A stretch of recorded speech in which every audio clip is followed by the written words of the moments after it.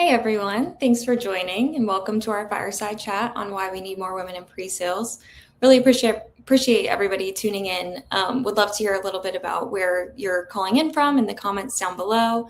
And as we're going through today, please feel free to drop any questions or thoughts in the comments and we'll try our best to answer all of them live and get back to you on any that we might not get to. With that said, we'll just jump right in. My name is Allie. I'm an account executive at Opine.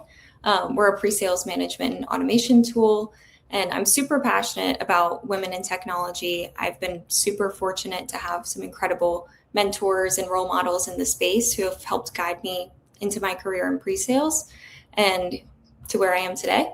So I would love to bring up our panelists, and we'll jump right into it. Awesome. Hey, everybody. Thanks for joining. Would love if we could get started with just a quick 60-second intro from each of you and a little bit about yourself and maybe one word that you would use to describe your pre-sales journey so far. Jamie, maybe we could get started with you.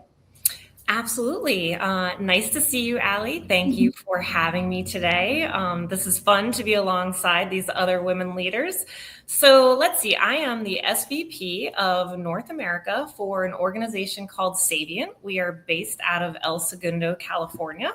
And what we do is identity security. So when you think about protecting the assets, resources that an identity could have access to, we govern and ensure that the access is appropriate for what we're trying to do with it, whether it's a non-human account, a workforce account, a third-party account.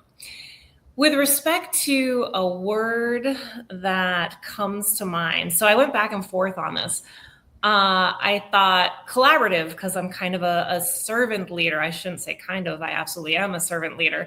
But I'm going to go with relatable. I'm going to say relatable, and relatability is so important in this space because you're talking to so many diverse customers as a leader in the space. And I came from a service industry at the end of the day in terms of what my parents did for professions and having owned restaurants and spending a lot of time working in them. So customer service was something that was a learned experience very early on.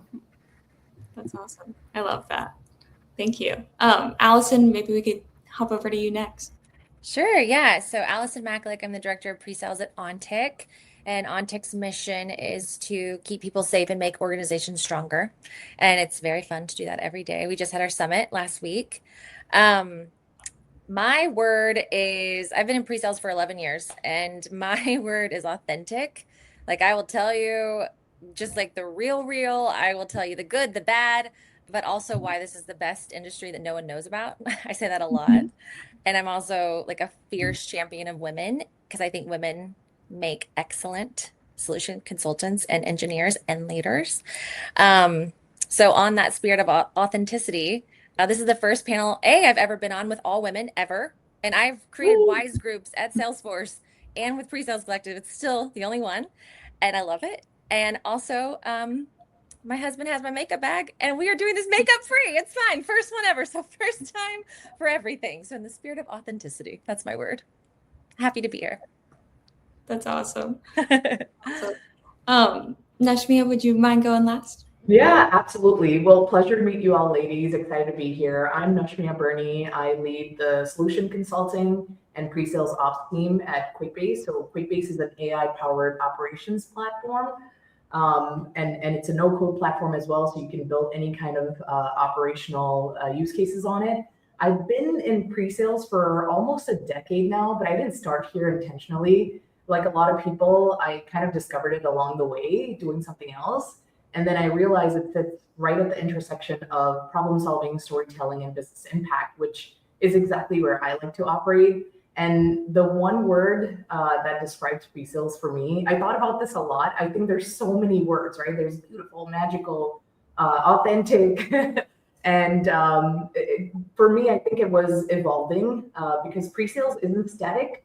And the role, the expectations, the people, even how we show up as leaders is constantly changing. And I've personally had this magical experience of evolving with it at every stage. So yeah, pleasure to be here. For me, I've just loved this entire journey of accidentally finding pre-sales and then just evolving into a completely different person with it. That's awesome. Yeah. Thank you for sharing that. And maybe Nashmia, we could start with you for our next question, but I'd love to understand, as Allison mentioned, you know, it's a field that not many people know about. So would love to hear kind of how you guys even heard of pre-sales in the first place and what kind of got you started in your journey. Yeah, absolutely, Ali. So for me, like I said, it was completely accidental. I didn't grow up thinking I want to be in pre-sales. I didn't even know what pre-sales was. In fact, fun fact, I used to work in finance. I studied finance. I studied econ and management from London School of Economics, and I never wanted to go into sales. My brother was always in sales, and he used to tell me, "Oh, sales is a lot of fun." And I'm like, "No, sales is not for me. I can't sell anything." I just didn't have the personality for. I don't know, lots of limiting factors, but I actually ended up working when I switched my career from finance to tech. I was always this techie kid at heart. I didn't want it to be my career path. I thought it was more of a hobby to like jailbreak into iPhones at that time or like download things from LimeWire. You all remember? Or like I was always that person who my friends and family came to for fixing their MacBooks or their phones or any kind of software issues. I loved problem solving. So I knew that.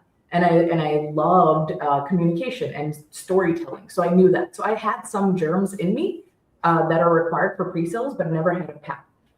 So my first job that I did when I switched my career from finance to tech was actually as a project manager and then a business analyst at an ATM manufacturing company right here in Dallas, where I'm based. And in that job, I was responsible. I was part of an innovations department, and I was responsible for coming up with innovative solutions to manual business processes with the use of different types of technology. So at that time, I had the option to either go into hardware or software, and I chose software because it's the brains of the hardware.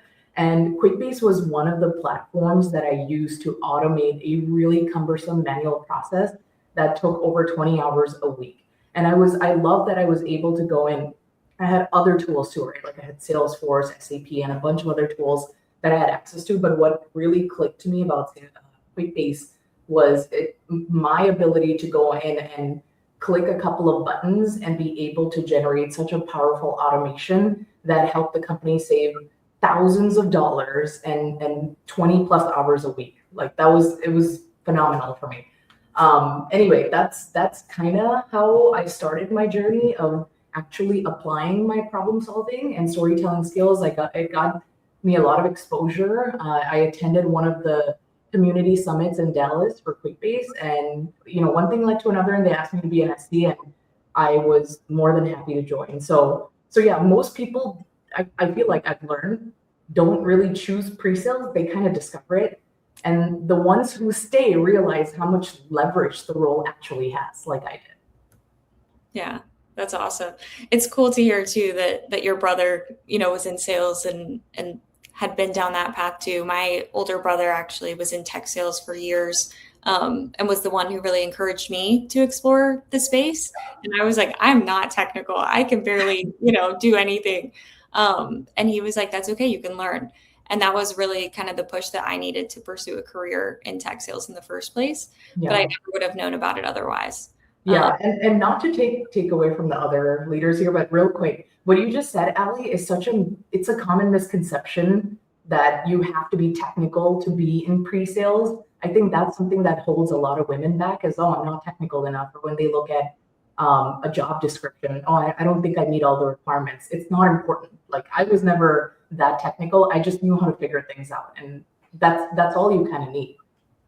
Totally, I couldn't agree more. I completely agree. But Allison, would love to hear your story too, kind of how you learned about the space in the first place. Yeah, I'm not technical at all. Haven't been in years. And I actually talk about it pretty openly. I was on a Culture of Code podcast years ago, and I get messages probably twice a week. And people are like, I'm not technical either. And I'm like, come on, sister, come on, it's okay. So I got my start right after college in digital strategy. I worked at PR agencies, ad agencies, leading creative, leading digital strategy. It was so fun. It was so exciting. But I was really young and I was presenting all the time. And at the Richards Group, it was at the time one of the largest private agencies in the country. They do all the Super Bowl spots. And I would just present because I loved it. And I would be like, come on. And this seller from Sprinkler we use Sprinkler at the agency, was like, you should be a solutions consultant. And I was like, okay. I had no idea what it meant, nothing. Well, then I started talking and I learned you can present all day. That's what I heard, present, right? Oh, I love presenting. Let's go. Well, then I started at Sprinkler, went to Core. I'm in New York, and a seller is like, are you ready to demo all day? And I said, demo what? And he goes, the platform. And I'm like, I don't know what that means. I'm just here to present. And he was like, okay, I think there's been a mistake. And I actually failed my first cert ever. I had no idea, y'all, like no clue, kind of like a grandma when it comes to tech. So I kind of struggled actually for a while in pre-sales. I just couldn't really figure it out. I was like, this is not for me. I'm so bored, like clicking through. It was just not my jam. And then I went through Demo to Win in 2015 in Atlanta. And they were talking about, limbic openings and telling the story and connecting. And I was like, oh, I can do that. Oh my God, I can do that. So then I started almost like a test to myself, like, all right, I'm going to do this whole demo in 3 clicks. Okay, well, I'm not even going to demo. I'm not even going to get in the And then by the time I went to Salesforce and we brought this whole new storytelling methodology to selling, it's like I was barely in the platform every day. So it just kind of worked for me, but I've also never been in like a super technical role. I would not thrive. So I tend to go toward more storytelling, nonprofit, CPG. Now I'm in security, but there's still a story to be told. And so that's kind of where I've thrived and found my sweet spot. But I do think there are opportunities for many different types of peoples in this role. Like you could be an architect or you could be a straight engineer and mock up your own demo, but that's not me. And that's okay because there's enough room for all of us. So that's kind of my journey. Yeah, that's awesome. And I think it's really encouraging to a lot of folks too, because some people might lean more technical. Some people might come from a sales background and have expertise in that and just not be as technical. Mm-hmm. And so there are so many different areas, especially with so many different tools and companies, that those different skill sets thrive. So I completely relate to that, though. I'm still not the most technical, even though I try. Awesome. Jamie, would you mind sharing kind of your story getting into pre-sales? Absolutely. And I saw John had a comment about said, mommy, dude, I want to be a sales engineer. Said, no child ever. I can attest to that. I have a little one and she's like, mommy, what do? You talk a lot on your computer. Yes, I do. So where did I start from? I started in enterprise software and I was actually on the implementation side of the house. It's funny, I started with inventory management and I went out on ships. So when I was young, I just toured all over the world doing inventory management solutions and implementations, which I got to experience so much in terms of culture and, truly being resilient because you had to accommodate, so many obstacles when you're trying to transition all of these assets over to a new system, so many cultures, so many differing opinions. So that was really interesting. But ultimately, I landed in identity probably more than 20 years ago, and that was happenstance, total accident. But again, I was on the professional services side of the house, and I remember our best salesperson said, Jamie, I want you to come on customer calls. You know how to implement, you know how to lead these big, complex programs. Like, I want you to talk to my customers at the tip of the spear, not late in the game. And so that's how I fell into pre-sales. And ultimately, I started spending more time on the road with the sales team. And that just led one thing to another. So I can't say I was an SE in its purest sense. I actually came from a background in business administration, a minor in Spanish, a concentration in marketing. So it's not like I was a computer science major. And, when I think about it, it all comes full circle. The fact now that I'm in leadership, I happen to be a teaching assistant to a professor in college, and it was organizational behavior. And I didn't really take the time to think about that. And that's where I excelled. So I come back to what's so fun is what Allison said about storytelling. architecting the right story that you have to tell to explain a solution that's very complex, and all the strategy that goes around how to formulate and gain buy-in, gain rapport to the people who you're talking to. So that's where I find myself thriving, where I find, the excitement in what I like to do.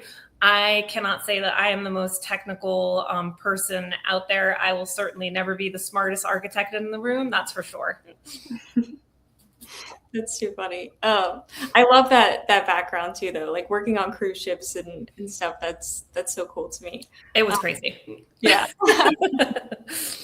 I've had a lot of fun too over a lot of fun years. But that's awesome. Jamie, I'm curious too for you. Did you have any kind of role models that really shaped your experience maybe early as you transitioned into pre-sales? Yeah, so I would say work ethic wise, my role models have always been my parents and my older brother. They taught me what it was like to just work hard, persevere, ask questions, and just do a good job. So I think I got my work ethic from my family very specifically. And then early on, I had wonderful mentors. I still have many of the same mentors from when I got into identity. And in fact, they were actually men, different individuals, Ken Olivolo, Chris Sullivan, John Racine. They were supporters of this transition into pre-sales. They were the ones that said, yes, you should be listening to the sales team. You should be going on the road. And ultimately, they were the ones that gave me my first promotion into leadership because they saw something in me. And to this day, I consult with them on a regular basis. They are my mentors. That's amazing. I love that. And I love the family tie-in too. I think family is so important and they have such a strong effect on people's success outside of just business. But like you said, like work ethic, empathy, so many things can be taught before you even get into your career. And it's really giving an opportunity. The best mentors see something in someone and they give them the opportunity. And I think that's what I love most about the job that I have is giving people the opportunity because I see something special in them. I see that they have the drive. I see that they can do more. So give them the opportunity to do and be more. Definitely. Yeah, I love that. One thing I thought was really cool when I actually joined my current company now, Opine, our CEO, I was the second employee. So I was really early. I was the first female hire at the company. Yeah. And, when I first joined, I think it was my first week, Akash actually sent me a book called Likeable Badass. And it's all about being a woman in business and how to use that kind of to your advantage and the value that you can bring, but also how it's different. And so even as a male mentor, he was like, there's a lot of things that I can teach you, but there's a lot of things that, I want to encourage you that I might not have the same experience with. Yeah. And that meant the world to me. So I think there's a lot of men who don't always realize the impact that they can have just by being that person who gives you the opportunity to grow. So that's awesome. Allison or Nashmia, do you guys have any mentors that kind of come to mind for you or things that they've taught you early in your career that helped shape where you are today?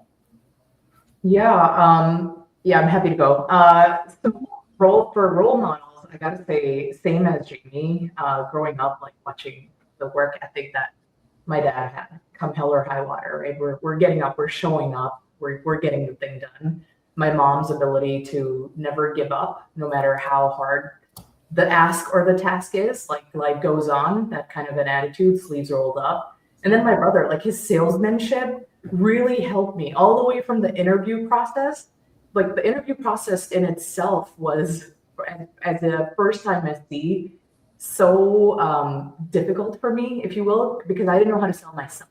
It was all about telling yourself. You need to tell a story to tell the interviewers why should they choose you amongst all of these other more technical, more experienced, better business acumen, better storytelling skills than you. So how are you different?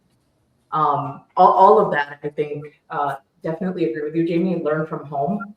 And then In terms of mentors, I gotta say I've had great mentors. Coincidentally, not women, especially not women, like us in leadership, but men like in sales, in pre-sales. My first manager at QuickBase saw this crazy amount of potential in me, and so when he was exiting QuickBase, he set me up for a leadership role, right? Amongst all of these qualified people, way more qualified than me. And I was like, no, please don't choose me. I can't do this. I'm not a leader. But he saw something in me that I didn't, and completely agree with you, Jamie. I think it's so important to have mentors, but also sponsors, right? So Yes. mentors guide you, but sponsors advocate for you. And they advocate for you not just in front of you, but behind closed doors where you have no access. And that in itself gives you access. So yeah, I've been really grateful to have great mentors. Today, I want to say I have great female mentors as well. And I think just like having that great set of mentors and sponsors and that kind of guidance and advocacy, when you like piece it all together, it helps you build your own version of leadership, which is what I've observed with myself, right? And what I didn't have, the skills that I needed, or the clarity or the confidence that I needed, I was able to get by observing all of my great mentors and the guidance that I got over the years. And that kind of became my strength as well, right? Like, I wasn't ever trying to copy a mold. I was trying to build my own. And so having that set of observation and then a really good group of people that I can just watch and learn from, phenomenal. That's a really good point about the sponsorship. Yeah. It's so true. Advocating. Yeah. Always having advocates. You do that for others now as a leader. You're advocating for people. And we need that, especially women advocating for other women. Like, I know, Allison, you're big on this, right? It's so important.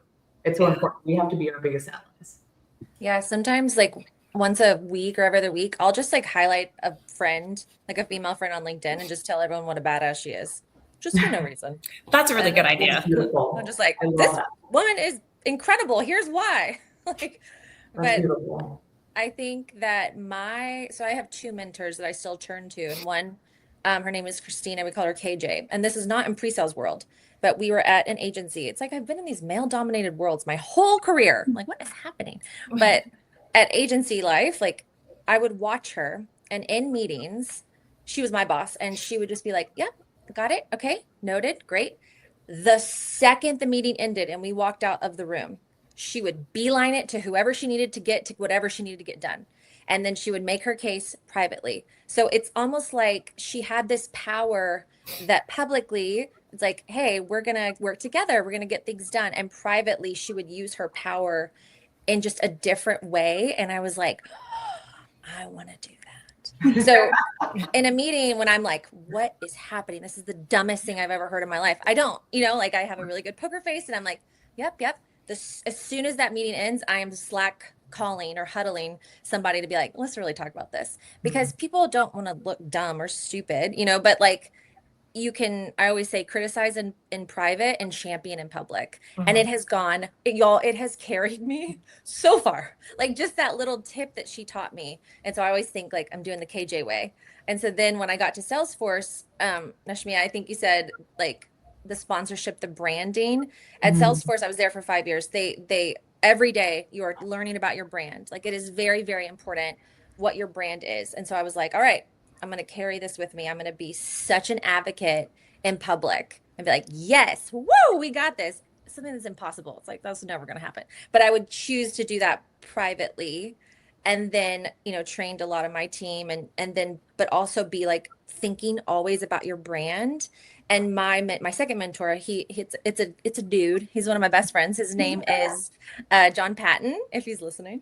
And we're still very good friends to this day. And he was like, what you are able to do at this gigantic company is insane, but it's because I kind of used my superpowers in a different way.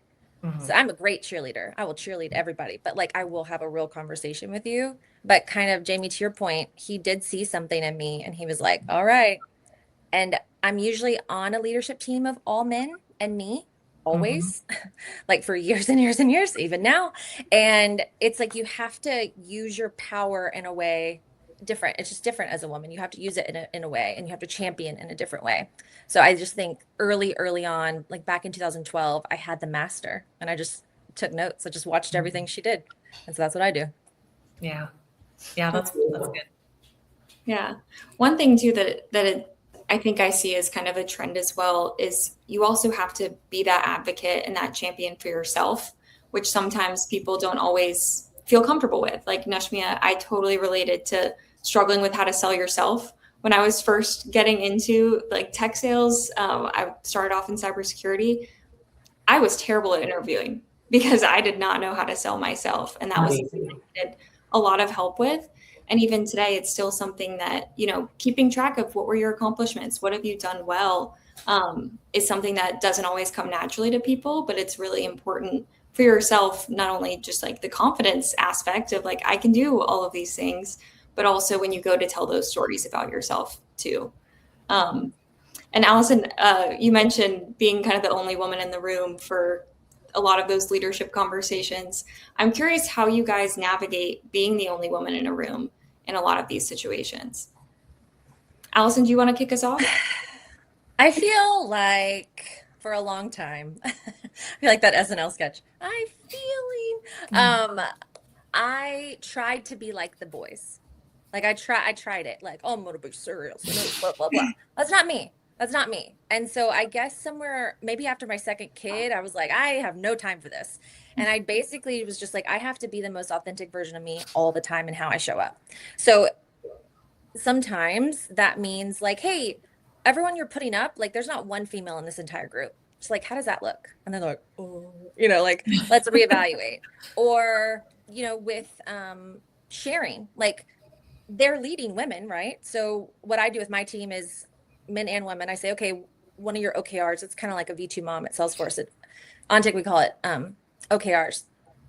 Every quarter, you have to champion yourself on our team company-wide Slack at least 3 times.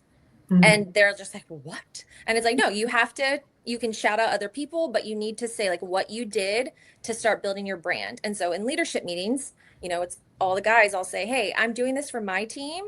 It's harder, for, younger or females, but I want y'all to try that. And so they'll coach their team as well. So it's not necessarily like, do this for the girls, do this for the boys, but it's more like, this is what I do that really works to help champion yourself or advocate yourself in the workplace. Y'all should try it too.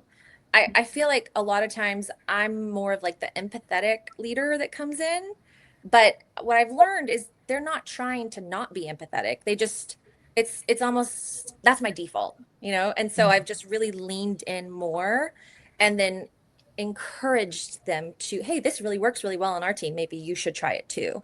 So I think it goes back again to that, like criticize in private, champion in public. Like I'm much more like catch bees with honey kind of gal.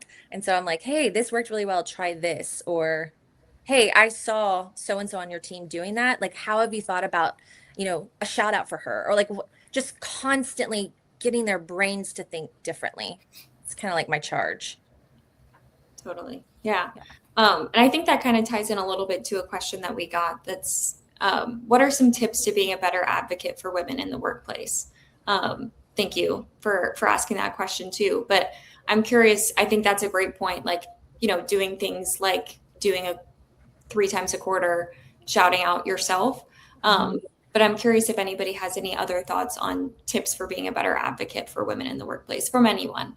Nashmia, maybe you could get us started if you have any thoughts. Yeah, absolutely. I think when I think about advocating for yourself, this is actually something I wish I knew earlier as a woman in pre-sales, is that just being good at your job isn't enough. You also have to be visible and intentional about how you communicate your impact, right? So I spent a lot of my early time as an SC and also as an SC leader thinking my work will speak for itself. And it doesn't always, right? It does. If like you close a really big deal, it's like 100K ARR plus, right? But majority of the times you have to speak for it. So getting really comfortable with that discomfort of speaking with yourself, that's number one. And it's a skill. It's not something that, you're born with, you either have or you don't. It's something that you develop, right? Practice in the mirror. I used to practice in the mirror. I still do. I still practice in the mirror all the time. How am I going to say this? When am I going to say it? Who am I speaking to, right?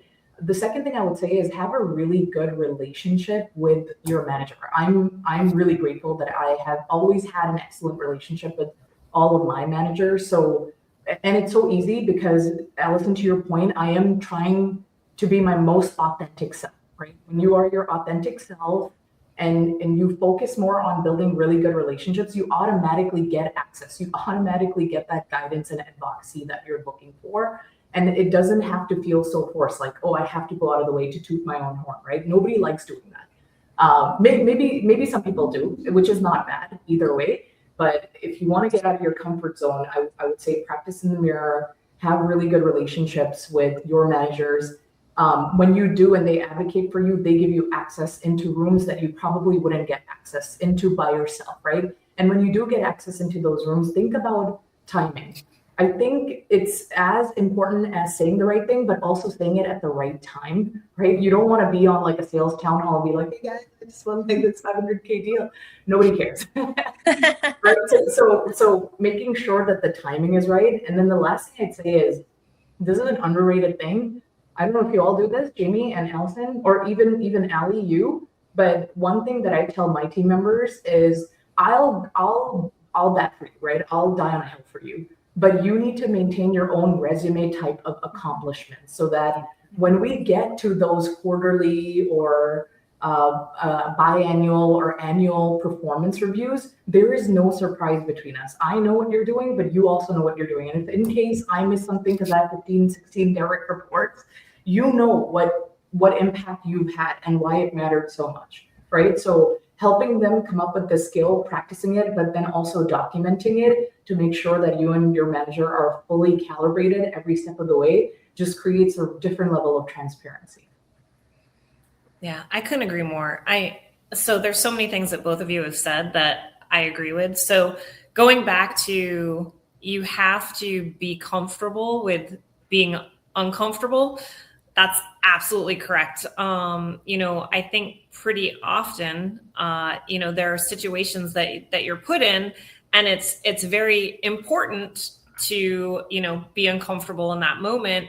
And coupled with what you also mentioned, Najmia, is that timing is sometimes everything.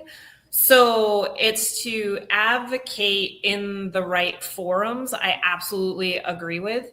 The other thing I would recommend is, as a leader, I have an open door policy.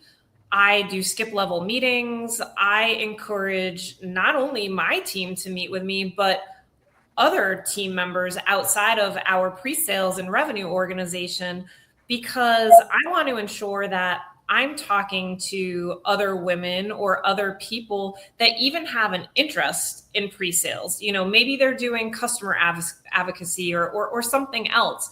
I want to encourage them to, consider opportunities in pre-sales, because it's fun. It's fun to understand the challenges that customers have, and it's fun to do problem solving. And then going back to Allison's point, I think it's really important to be empathetic. I would say that when I'm the lone woman in the room, I tend to be more of an observer. And I have conversations, and this is just my own personality. And then I have conversations, like if I feel strongly about something, it depends on how strongly I feel, whether I'm going to signal that feeling in a large meeting or if I'm going to take it offline and have that conversation. So again, a lot of how you moderate that really goes back to timing and ensuring the right timeliness of whatever the topic might be. But I think that I've been asked this question before, and I go back to be curious. So, use your mentors, use people that you have credibility and rapport with. And if you don't understand something in a meeting, or if you don't quite disagree, or you want to know why it's in fact a topic that's even being discussed, like be curious, ask those questions, take it offline. and just absorb as much information as possible. Certainly I think that just makes you a better sales engineer, a better leader down the road. Can I add one quick thing to that, Jamie, real quick? Because I want to give an example. I want to give a specific example of timing. Your one-on-ones. Yeah. Your one-on-ones are all about you. They are all about you, and you have your leader, your manager there to listen to anything you have to say. You don't have to be so explicit in saying, hey, today I closed this deal. You can just express how excited you are that the customer gave feedback that your story landed exactly as they were expecting it to, or they got exactly what they were looking for, and that helped drive the sales forward. So when you tell a story about yourself, or Allison, to your point, when you said building your brand, your image at any company you work at is so freaking important. I cannot stress enough how important it is to build your brand, do it authentically, do it with empathy, right? But the way you do that is by learning to tell a really good story about yourself. So it's not just about closing deals. It's not just about leading a team of people who are top performers. It's about how did that help the business grow? How did that help the business save cost? Or how did that help remove obstacles along the way, right? So just like as an SE, you think about value for the customer, think about what value you bring to your leadership team, to the overall company. Like having this ability to zoom out and see impact at a broader level. How does it tie back to company initiatives all the way down to a micro level? Like how are you impacting your team? How are you impacting the culture? How are you making your manager's life easier? These are all value points that you can track on that resume. And the right time to share these periodically would be your one-on-ones, your quarterly reviews, or your biannual reviews, or your performance reviews. But again, like you have to do it. Often it doesn't speak for itself. Yeah. Real quick. So I'm Action Jackson. I love actionable takeaways and things. The question about the tips for better advocate for women in the workplace. I have 3 tips and I want to share them, and I do them all the time. So as a leader, obviously we have more control over our teams and we can impact the other leadership teams in a different way. But I don't think you have to be a leader title to do these things. 3 things that I love and I've learned from other panels and women along the way. 1, when you're in a team meeting and you need to take notes, like don't automatically call on a woman to take the notes. So I will proactively call on one of the guys on my team, like, hey, Richard, can you please take the notes for this call? And then it's like, oh yeah, like these are very simple things, but it kind of like teaches that everyone's equal, because traditionally women will be the ones to take the notes, for example. These are like actual scientific things that you can do. Another one is we encourage, like, if a woman is speaking and she gets cut off, or if someone hey, wait, Jamie, what were you saying? I'd love to finish. These like little subtle things, because it's like a cascading effect. Like that's how we run our team meetings. When other people come on, that's how I run all hands. That's like, and other people do it, and then other people feel more comfortable doing it because you have someone who's taking the initiative. But like, be the initiative, like do that for your teams too. And then the third thing that I would highly recommend is I used to teach these fight your imposter workshops like all the time. And so we learned a ton of different things. And we realized, it's imposter phenomenon or syndrome, for women, when they get that imposter, I think we talked about getting comfy with being uncomfy, or maybe you're scared or whatever. Just like, this can apply for men and women, but just like, hey, is that your imposter talking, or is that you talking? And just kind of like remind them. And the easiest tip that we used to share was name your imposter.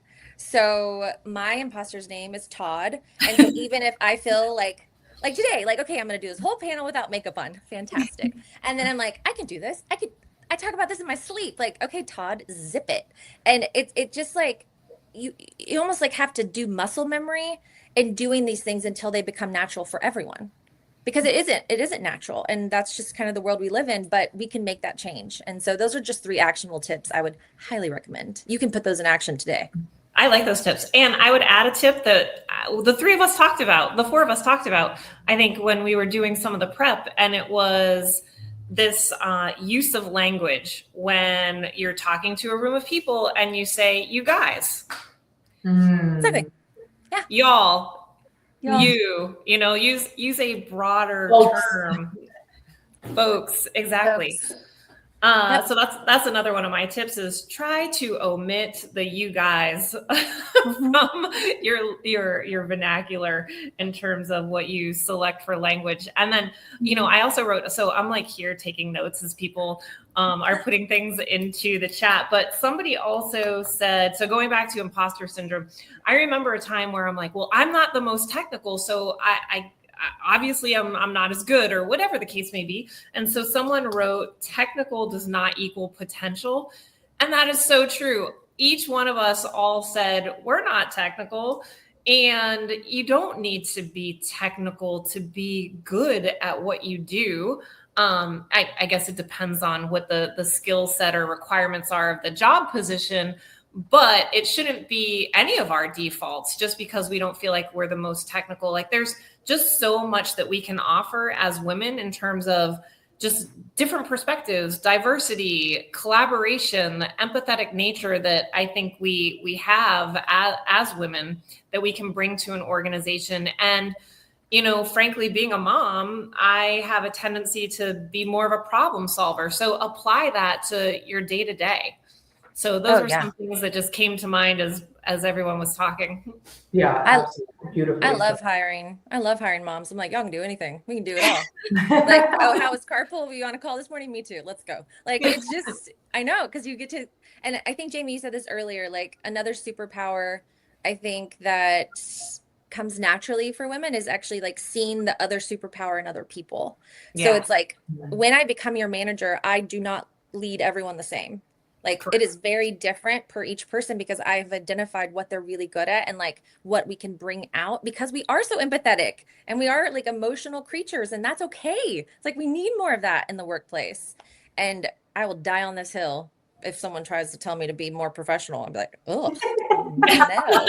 Not you, Allison, not you. Gross. That's such a good call out, Allison. I agree. Like, I think some of my superpowers are pattern recognition and like emotional intelligence. And I think I say this openly for all women. I think that's every woman's superpower, pattern recognition and emotional intelligence. When we walk into a room, we can read the room. We can understand what's not being said. And we can connect a lot of even the technical solution back to like real human, real impact because we're doing it in our day-to-day lives at home in our like other like secondary environment, right? And I think a lot of that helps move a lot of obstacles forward, deals forward as well. And then I had a comment about like tips as well. I loved all the tips you both gave. One is a favorite of mine that I've experienced. So whenever I'm in a room as an only woman, some of the men have deliberately cut others off to get me off of mute if they notice I haven't spoken for longer than 10 minutes. And I think like mad respect for the guys who do that. That is a prime example of being a really cool ally is noticing, okay, Nashmi hasn't spoken. Let's hear her thoughts. What do you think? What's going on in your head? And then I have access, right? You just gave me access to come off of mute without me having to do that myself. I'm very capable of coming off of mute, but for somebody to like realize and notice and call me out on it, I think that's beautiful. So if you're not doing that and you notice that there's one woman in the room, virtual, in person, please give her access to come off of mute or to speak up and share her thoughts, even if she doesn't have any, but just calling her out is really great. Yeah. And that is such a good point because like there are great men out here like doing the work. Like that just reminded me, there's a guy named Sam. He's a leader now at ServiceNow. And we were on an interview one time and he's the VP. And the guy interviewing would only talk about his solutions consultants as males. That's it. Like he did this. And Sam, like I was like, what is happening? Of course. And then, but I'm, I think I was an IC at the time, so I didn't know if I could say anything. But Sam just said, hey man, I'm going to stop you. Have you ever worked with a woman? And the guy was like, and like, I don't think he meant to, but it's like that language matters. And I messaged him after and I was like, that meant so much to me and the other women on the call. Like, I will remember that for the rest of my life. And he was like, it's not that big a deal. And I'm like, it is a big deal because when you do it, other people will do it. Other people will feel more comfortable. And so it's really, when we all do it together, it doesn't become a big deal anymore. But no, it's not about favoritism. It's just about treating others like you would anybody else. Yeah. That kind of treatment. It's so easy. And Jamie, I loved your point too, because it's something that I fall victim to a lot, is saying you guys. I say that all the time, and it's something that I've been consciously trying to work on. But it's something that, we have to also recognize what we can do as women to set the stage and to set the expectation. And so when there are women, let's say in a leadership role, being able to kind of make those corrections or protect the other women on their teams, I think that just goes an extremely long way. But it's also us, setting that standard for how we expect to be treated. But it's amazing to have those advocates who are going to be doing that for you, and especially for people who might not be willing or feel comfortable kind of setting that expectation for themselves. So I think those are amazing tips, and thank you all for sharing. I know we only have about 15 minutes left and have some questions left. So no worries if we don't get to everything, but one that I really wanted to do was, what advice would you give a woman who's considering pre-sales but isn't sure if it's for her? Just do it. Yeah. Nike. Get the Nike. I agree. I would say, in addition to just do it, because it is the best thing to do, just rip the Band-Aid off, right? Yeah. There's no amount of perfectionism that will make you good at this, and there's no lack of perfectionism that will make you bad at this, right? So there's just go. But I would say, if you enjoy problem solving, which I'm pretty damn sure you do, who doesn't? And if you enjoy communicating ideas, if you're a creative, if you enjoy influencing decisions and outcomes, this role is absolutely for you. Don't worry if you don't meet even 50% of what's on the job spec. Nobody really does. Yeah. People just bring that level of confidence, and they speak and they sell themselves and they get in the door, right? So don't disqualify yourself because you don't check every box, especially the technical box, as you heard from all the leaders here, right? Most of us learn on the job. So the only thing you need to work on is like being present, being authentic, being clear. All of that in turn will eventually build your confidence. And all of that comes with practice and preparation. Again, like, make your mirror your best friend. It's the most uncomfortable thing. Like, I already don't like looking at myself in the mirror, let alone like talking to her now. Like, this is weird stuff, man. But the more you do it, the more you get that hesitation out of it. Like, if you can do something as uncomfortable as that, you can do other uncomfortable things as well. Don't discredit yourself. Jamie, do you have any? Because I have some. You go, Allison. I was just thinking, when I get messages daily, how do I break into pre-sales? How do I break into pre-sales? Men and women. It doesn't, I always say, like, join the pre-sales collective, shout out. Yeah. But think about, like, kind of to your first point, Allie, like, what is your superpower? Like, what can you bring that's different? And I think in this role, to be really successful, it really relies on active listening. And I think women just are naturally good listeners, and we wait and we are like thinking, and we can read a room really well. And it's like these soft skills, like, don't be afraid to like really lean into them, because it will set you apart and it will make you a really good SC. Like, you can, if there's a question, you can get it back on, whatever that is. I always say, like, just think about your superpower that makes you different, that you could bring to this world. And 9 times out of 10, they're going to be super successful. Like, one of my most successful SCs at Salesforce, she was an SDR, and she was like, I don't know anything. And she was like, what's your advice? And this was 2 years before I even had an open head count. And I said, girl, just start joining calls. By the time she interviewed and I had an open role, she had joined 208 calls. I talk about her all the time. Her name is Nikki. Shout out. And she knew more about our value prop than I did. I was like, what? So it's That's like, amazing. because she said, I'm not going to come in knowing a ton, but I can study and I can have hours and hours of learning. So it's like, just find what works for you and like lean into it just as hard as you can, because I promise there's a spot for you in this world. Mm-hmm. It's a really fun pre-sales world. And I agree. I go back to be curious, ask questions, pull people aside, just get as much information as you possibly can. And that's the perfect example. Like, the fact that she had interest and was willing to sit in on 208 calls, like, props to her. That's amazing. I know. And it was incredible. Yeah. It shows initiative. And that's That's what you need, is initiative. Yes, and she was just SE of the year at Salesforce this past There year. you go. That's amazing. Of course she was, because like, but she's not going to be the most technical, but she's going to work the hardest, and she did. Yeah. So awesome. Well, as we start to wrap up, we have one more question that just came in, and so I'd love for everybody to answer this. What advice would you give your younger self? I think that's a great question. Jamie, maybe we can start with you. I'm still giving it to myself. Put yourself out there. Doing these types of panels, putting yourself out there, it does not come naturally to me.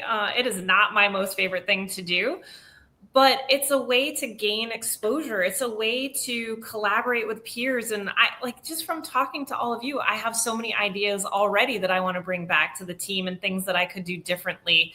So I would say avoid self-doubt and just make yourself more visible and present. I love that. Definitely. Nashmia, would you like to go second?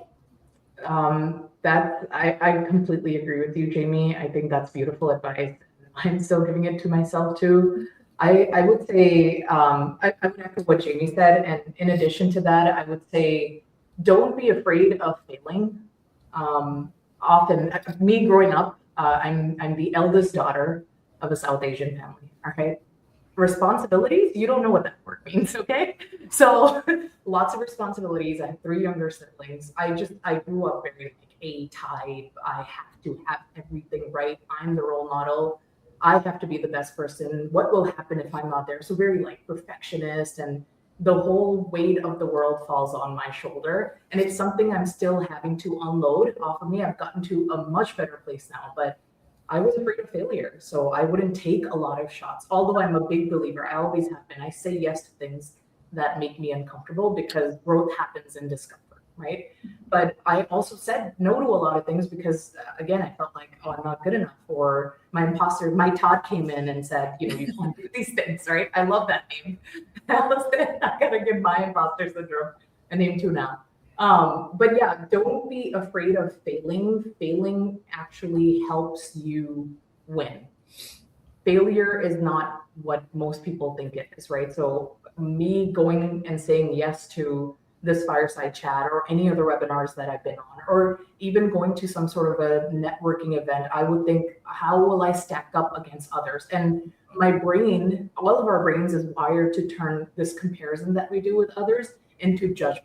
It's wired to do that. But what we need to realize is that comparison is actually data, and it shows us what we value, what is possible, and what direction we're being pulled in. So what I learned the hard way, and I'm so grateful that I did, is when I compare myself to others, I'm thinking, what are they doing specifically that I can learn from? How are they failing? In what ways are they failing that I can learn from, that I can go and fail that way and learn quickly as well, versus just not do anything about it, right?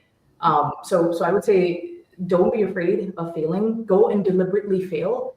And we've all heard fail fast. There's so much truth in it. Go and fail fast and figure out what is it that you're made of. And you'll discover a lot of, not even discover, you'll uncover a lot of things about you and get to your true authentic self in doing that, right? So that's advice I would give to my younger self, is just go and fail. You don't need to win all the time. Winning will happen. Go and fail. I love failing fast. That is my jam. Yes, ma'am. Oh, mine is kind of in the vein of what y'all both said. Basically, when I was becoming a leader at Salesforce, we did a year-long leadership course that we had to do, and it was fantastic. But I realized I had spent 15 years of my career not knowing my values, just no clue. So then I was just kind of, oh, I need to be very professional and buttoned up, and like it felt not authentic, but I didn't have the words. So if I could go back, starting like 20, right out of college, and like at an agency, we did that. You can do it through strength finders, you can do it through like a values-based exercise. But what we did is there was like 100 words, and you just automatically identify what you're resonating with. And then you get it down to 10, and then you get it down to 5, and then you get it down to 3. And this was like the actual exercise. And I've led this with women before. And for me, my core values as a person in life, in business, it doesn't matter, are fun, authenticity, and fairness. And so if I had figured that out 20 years ago at this point. Like, are you kidding me? But now it's like, I know that. And so about 5 years ago, I decided this is how I'm going to show up at all times. And if a box isn't being checked, it's because it's not resonating with who I am and who my core values are. And it just makes things so much easier. Like last week on stage at Summit Connect, or like our big summit in front of 600 people, I opened with a joke. I said, "Oh, it's a joke of the day time. Hello, everybody." Talked about my kids and put a picture. It's like, and people loved it because they're human and it's fun, but like it felt authentic and fun to me. And so it's just so much easier. So just find your values. Like literally spend some time who you are, what your values, and how you're going to show up. You'll be good. Amen. And double click on the fun part. It's fun. People forget. It can be fun. Have more fun. It can be fun. Yeah. Fail fast with fun. That's going to be Exactly. my new Yes, quote. Here it is. Yes. Awesome.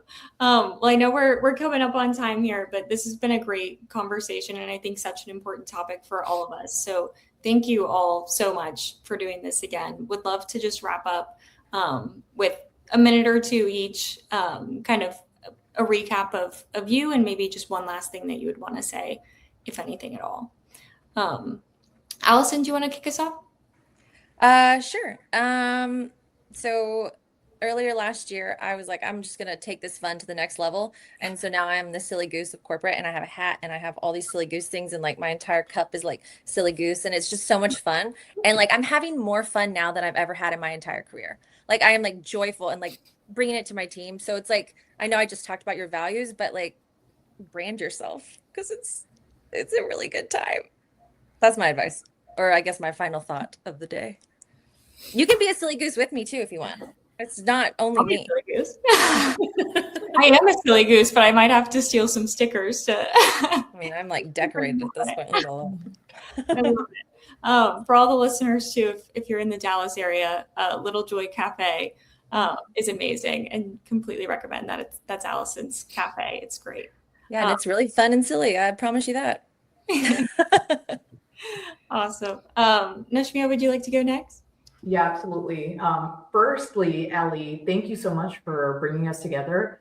I think you did a fantastic job moderating the panel as a first time. Couldn't tell, really like professional level, or not professional, authentic and fun. You did wonderful. Thank you again. And Allison and Jamie, it's been a pleasure speaking with such powerful female pre-sales leaders. Always a joy with you. So I think for me, I want to say the same thing Allison said, right? Like bringing out your values and building your brand is a really difficult thing to do, but it's not impossible. So try doing that, right? Try doing that. And it's mostly important in today's time because of AI. AI can do majority of the things that we can do. It can storytell. It has crazy business acumen. You cannot compete. It has the technical skill. So what's left inside of us? It's that human element, right? It's what makes us authentically and unapologetically ourselves, like Allison expressed, right? So yes, be a goose, be a goofball, be whoever you want to be unapologetically, because that is your differentiator. There's only one you in this entire universe. And there's great power and great strength in that. Don't disqualify, don't discredit yourself for that. So yeah, that's what I'll say. And from me, I don't have a mic drop moment here. I wish I did. However, I just want to say thank you. This has been awesome. I've really enjoyed doing this and talking to all of you. And I'm located in Massachusetts. So anyone that's listening, I'm always here. Reach out to me on LinkedIn if you ever want to meet up for lunch, pick my brain, collaborate, share. I am always open to it and would look forward to it. Yeah, double click on that as well. My doors are always open. Please reach out on LinkedIn. Anybody in Dallas, happy to grab a coffee with you. Definitely. And anybody in Austin, I'm always here. And for you guys, if you're ever in Austin, happy to host. It's nice and sunny out today, so happy about that. But thank you guys, or thank you all. I'm going to work on that. Thank you all so much again. Really, really appreciate you guys doing this. And thank you to everybody who tuned in. I think this is an amazing conversation. And one last time, my name's Allie. I'm on the Opine team. We are a pre-sales management and automation solution. So really focused on helping leaders with their pre-sales processes and driving automation to help their teams lives be easier. And so always happy to chat, but also grateful for the opportunity to have conversations like this. So I hope you found the conversation helpful. And we'd love to have you at our next Fireside Chat soon. Thank you so much.